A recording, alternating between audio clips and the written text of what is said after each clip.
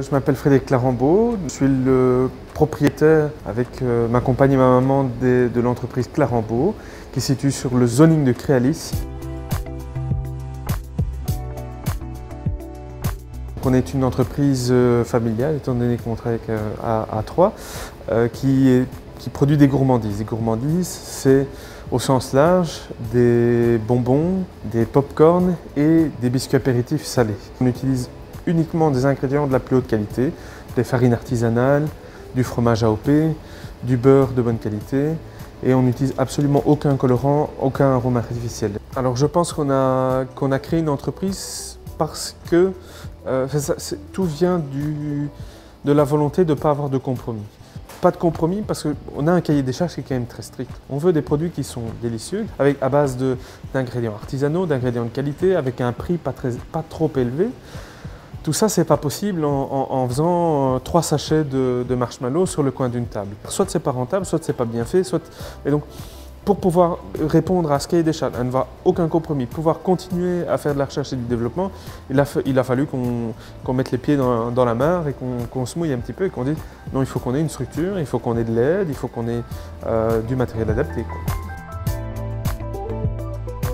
Dans l'histoire de l'entreprise, il y a un moment où je déménage à Saint-Servais.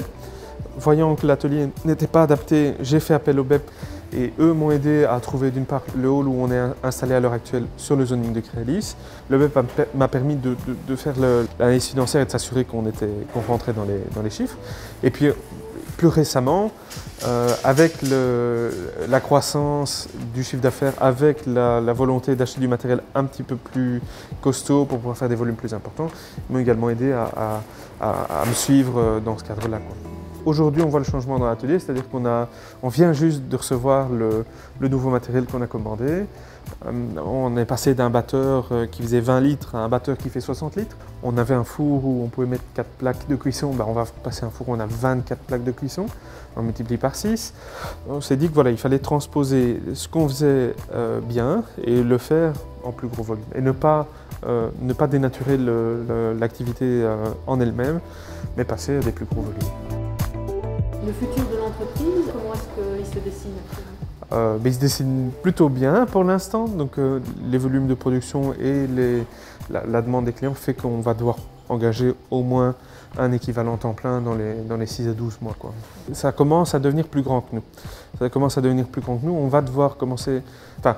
on va commencer à demander de l'aide, on va commencer à engager des gens. Et ça, je pense que moi, je trouve ça hyper satisfaisant, c'est de pouvoir se dire ça plaît tellement qu'on va pouvoir commencer à faire vivre d'autres personnes avec quelque chose qui me plaît, qui nous anime tous les jours. Voilà.